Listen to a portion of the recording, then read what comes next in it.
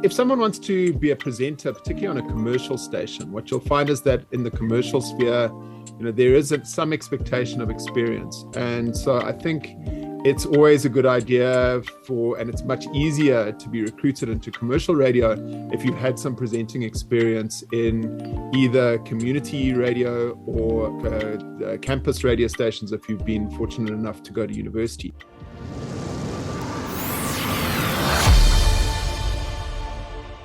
So continuing our chat on how do I get into radio? So we thought what we do is we go right to the top of Cohesive Media and speak to the man who's in charge of holding the reins for radio as a whole for this incredible group. Of course, their two biggest stations, Jacaranda and East Coast Radio. So great to have Nick Grubb with us. Hello, Nick. How you doing?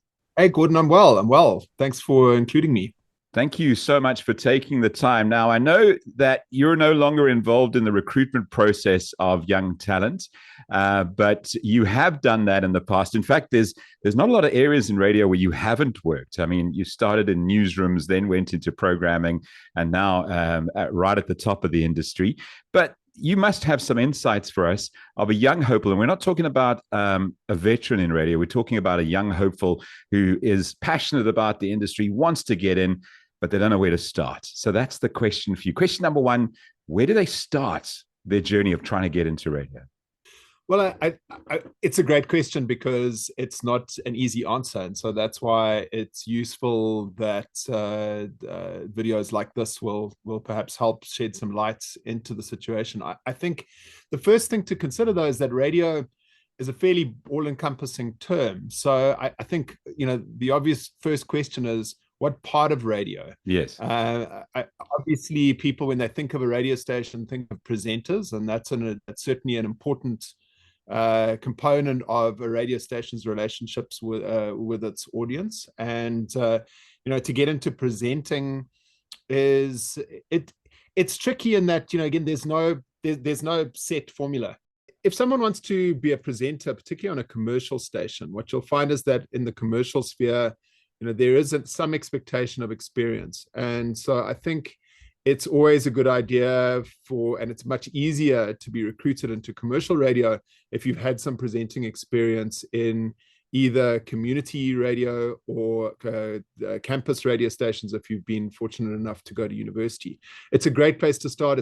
Campus is where I started and got my love for the medium and realized that actually running and participating and presenting on a campus station is not that different, really. The budgets are different, but the experience and the requirements and the skills that you need to be successful are very similar. So the other question that I'd asked also is that and these days, of course, there's a lot more other platforms that people might have had some experience on. So an astute program manager won't just be looking at radio experience. If you've been able to amass followings on YouTube or something like that, then it demonstrates that you have an ability to produce and process content in a way that's compelling to audiences. And I think that's the most important thing.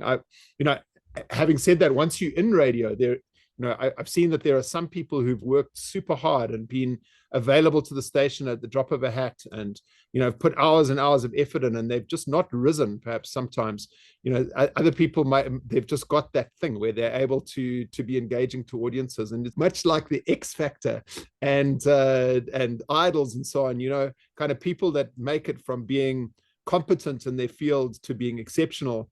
Often relies on some sort of spark of energy, from within that individual, and that perhaps it can be honed, but it can't necessarily be taught.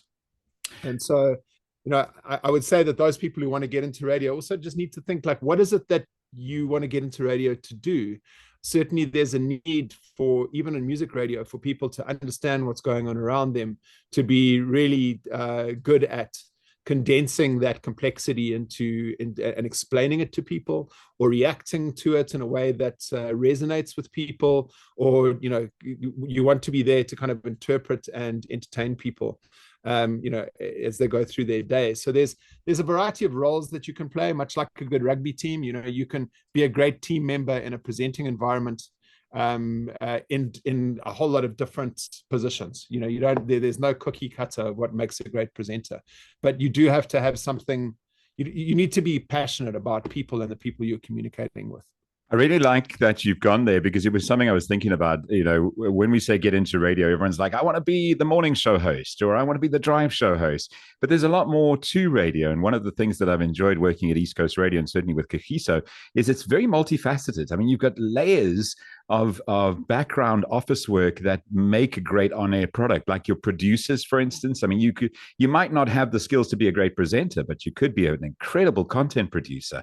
And then you've got social media managers, and there's so many different facets to this radio journey. Well, 100%, Gordon. It's exactly what I was going to talk about, because people think presenters, but actually radio is not even just the FM broadcast anymore. Radio is across other digital platforms. So, we really are good commercial radio brands are ecosystems of different platforms, web publishing. We communicate through live streaming. We, have social media publishing. There's all sorts of informational components that make up a radio station. So even if you're on air, you could be doing news, for example. Obviously, getting into news requires some sort of journalism qualification, because it's a profession. It needs tuition around the basics and right of reply and those kind of things. So certainly there are degrees and diplomas in journalism and media studies that I would urge people who want to get into news to pursue. And that, in fact, that same degree has really good background for those that want to be producers, because a lot of production work requires understanding what's going on in the world around you and understanding of current affairs, even if the production work that you're doing is lighthearted. And I would say that applies also into writing copy and producing content for web. So I think some sort of media and media studies training is pretty important to get into those types of fields. Obviously, there's radio is also about technical the audio expertise, audio editing. There's sound engineering channels that people follow to get into those into those particular jobs. Then there's technical and IT and broadcast infrastructure and equipment. And I know with some engineering degrees, the NAB has been involved in sponsoring some bursaries at a relevant institution. So, that's the technical route is another, way to get into a radio station. Marketing, there's a whole range of skills around marketing. Marketing, from brand marketing, from PR and copywriting, from actual events and event management, and each of those as disciplines have different ways of getting in. But again, I'd really encourage people to get tertiary qualifications of some sort. They don't necessarily have to be university, or could be more vocational, or kind of, but certainly something post school would give you a lot of advantage, particularly in a commercial environment. The caliber of candidates applying for those roles is generally quite high, and you want to have the paperwork to back up the experience and enthusiasm that you're looking for.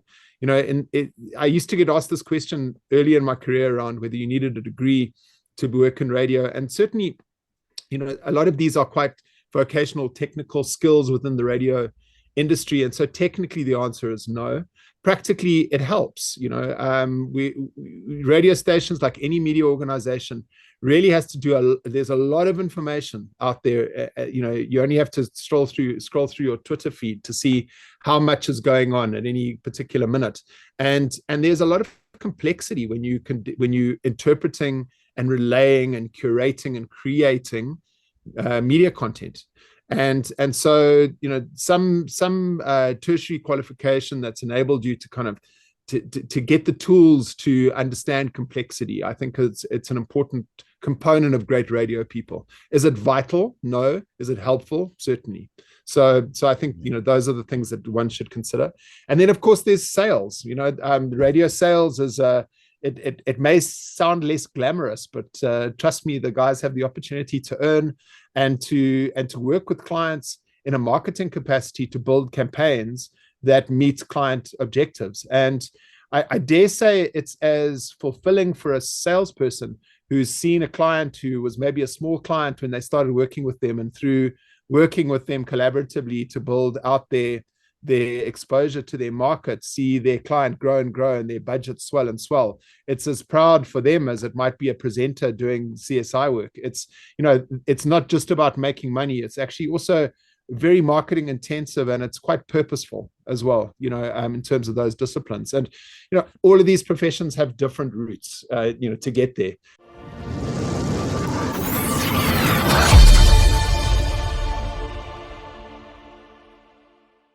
So it's a key priority for us.